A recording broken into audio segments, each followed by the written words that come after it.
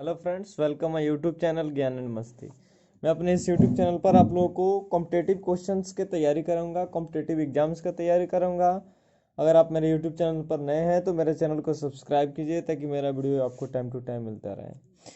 हम लोग भिन्न टॉपिक पे बात कर रहे हैं 2 दिनों से। तो भिन्न जो है ना, मतलब ये कि देखो, ये भिन्न क्या होता है, ये इसका डिस्क्रिप्शन में लिंक में डाल चुका हूँ, वो वहाँ पे जाके आप देख सकते हैं। और मैं ये भी बताया हूँ कि आप जो है किसी भी भिन्न संख्या को, अगर 2 3 4 5 6 भिन्न संख्याएं दिया हुआ हो और आपसे पूछा जाए कि कौन सी भिन्न संख्या बड़ी है, तो आप ये 4 तरीकों से बता सकते हैं। ये पहला तरीका है, ये दूसरा है, ये तीसरा है। ये 3 तरीके हम बता चुके हैं, ठीक है ना, जिसका लिंक मेरे इस वीडियो के डिस्क्रिप्शन में है। और ये लास्ट हम चौथा तरीका बताने जा रहे हैं, बाय डिवीजन मेथड के द्वारा। डिवीजन मेथड के द्वारा आप कैसे बता सकते हैं कि किसी भिन्न 4 5 भिन्न संख्या में कौन सी भिन्न संख्या बड़ी है। तो चलो हम लोग लेक्चर अपना स्टार्ट करते हैं। डिवीजन मेथड के द्वारा कोई एग्जांपल लेते हैं, ठीक है ना। जैसे कोई क्वेश्चन आपसे पूछे कि आप बताइए कि निम्नलिखित भिन्न संख्याओं में सबसे छोटा भिन्न कौन सा है, और ऑप्शन दे दिया जाए आपको 4/13, 7/29, 5/11, 3/5, 11/15।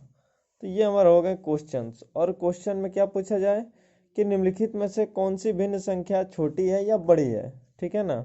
तो देखो इसको कैसे सॉल्व करते हैं हम लोग। इसको आप वो 3 तरीके से बना सकते हैं जो मैं पिछले लेक्चर में बताया हूँ।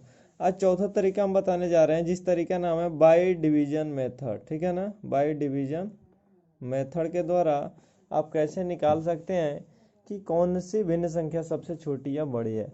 तो देखो ये मेथड बहुत ही इजी है, बस थोड़ा सा आपको समझना है। सबसे पहले हम क्या करते हैं, ये 4/13 को डिवीजन मतलब नीचे वाले से ऊपर वाले में भाग देते हैं। ये 13 से भाग देते हैं 4 में। तो देखो ये छोटा है ना, तो एक यहाँ पे पॉइंट लगा के 0 लेते हैं। और ये फिर टेबल पाड़ा, टेबल कहो या पाड़ा पढ़ो, 13 का पाड़ा, 13×3 = 39। ये हार्सिल लेंगे, यहाँ से 1 कैरी करेंगे, 10 में से 9 गया 1, ये हो गया 3, 3 में से 3 गया 0। फिर इस पॉइंट पॉइंट के बदले एक 0 ले सकते हो, ठीक है ना। और एक और 0 आपको उतारने के लिए यहाँ पे क्या लेना पड़ेगा जी, एक साथ एक पॉइंट से आप 2 0 नहीं उतार सकते हैं, ठीक है ना।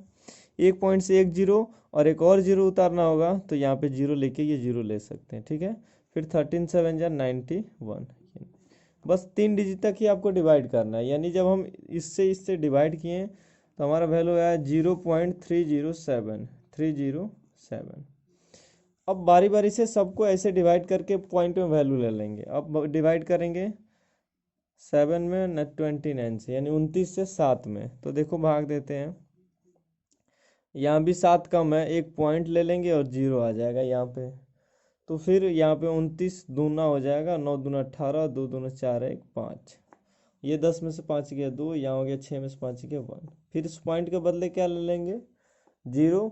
और फिर यहाँ से 4 बार पढ़ेंगे टेबल, 4×9 = 36 का 6, 3, 4×2 = 8, 3 11। ये हो जाएगा यहाँ से 10, 10 में से 6 हो गया 4, फिर 4 आ गया। फिर यहाँ पे क्या ले लेंगे, पॉइंट के बदले में एक 0, फिर 29 से कम 29, यानी ये हो गया। यहाँ पे थोड़ी देखिए मिस्टेक हो गई, ये 29 का पढ़ा 4 बार पढ़े तो 116 आया, 116 में से 120 को घटा दिए 4। फिर 4 ये छोटा हो जाता तो पॉइंट के बदले पॉइंट लेते हैं, यहाँ पे 0 ले लिए, फिर 29 से कम 29, यानी ये हो गया 0.241। ये वैल्यू हो गया 7/29 का। अब क्या, 11/8। अब 8 से भाग देंगे, देखो यहाँ पे 8 है क्या, 8, 11 में से 8 गया 3, पॉइंट लगे 0, 8 3 = 24, फिर 10 में 6, 10 में 4 गया 6, फिर 0, फिर 8 है, यानी 8 7 56। ये हो गया 1.37, 1.37। ये वैल्यू हो गया किसका जी, 11/8 का।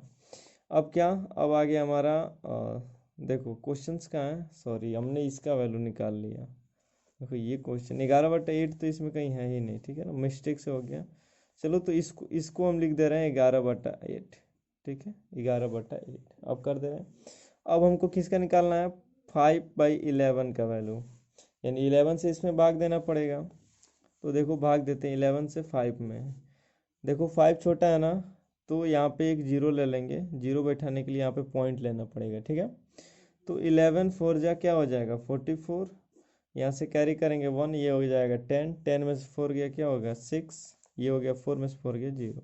फिर इस पॉइंट के बदले एक और जीरो ले सकते हैं, फिर 11 5 जा 4 55, फिर यहाँ पे हो गया 5, ये भी जीरो, फिर यहाँ पे भी जीरो एक और ले लेंगे तो ये हो जाएगा 4, यानी इसका वैल्यू आएगा 0.454। ये किसका वैल्यू हो गया जी 5/11 का। अब किसका निकालना है 3/5 का, ये लास्ट है। तो इसका भी निकालने के लिए 5 से डिवाइड कर देंगे, पॉइंट ले लेंगे 5, जीरो आ जाएगा 5 6 जा 30, ये हो गया 0.6। ये डिवीजन मेथड का। अब देखो इस कैसे पहचानेंगे हम कौन सी बड़ी है। यहाँ पे देखो 0.3, इसका वैल्यू 0.2, 0.4, 1.3, 0.6। तो हमको ये देखने को मिल रहा है कि इसमें सब तो जीरो से स्टार्ट हो रहा है, बट इसके आगे देखो 1 है। इसका मतलब इन सब वैल्यूओं से बड़ा ये क्या है जी 1.37। यानी यहाँ से लेके यहाँ तक के भिन्न संख्या में सबसे बड़ी भिन्न संख्या क्या होगी 11/8। और अगर पूछा जाए कि इसी भिन्न संख्या में सबसे छोटी भिन्न संख्या क्या होगी, तो सबसे छोटी भिन्न संख्या निकालने के लिए क्या करेंगे, इसमें देखेंगे सबसे छोटा आंसर किसका है। ये 0.3 है, 0.2 है, 0.4 है, 0.6। तो देखो ये 0.2 यहाँ पे है, ठीक है ना। 0.3 तो इससे बड़ा ही हुआ, ये 0.4 ये भी इससे बड़ा हो गया, 0.6 ये भी बड़ा हो गया इससे, यानी सबसे छोटा क्या है 0.2। तो 7/29 ये भिन्न जो होगा वो सबसे छोटा भिन्न हो जाएगा, ठीक है। ये रहा हमारा डिवीजन मेथड के द्वारा सबसे छोटी और बड़ी भिन्न संख्याओं को ज्ञात करना। तो मैं प्रत्येक दिन की तरह आज भी आपको होमवर्क दे रहा हूँ, वो होमवर्क आपको सॉल्व करना है और कमेंट बॉक्स में कमेंट करना है कि आपका आंसर क्या आया है, ठीक है। ये कंपटीशन के मैथ से मैं मैथ्स के बुक से दे रहा हूँ आपको क्वेश्चंस, ठीक है ना। ये क्वेश्चंस मैं यहाँ से दे रहा हूँ।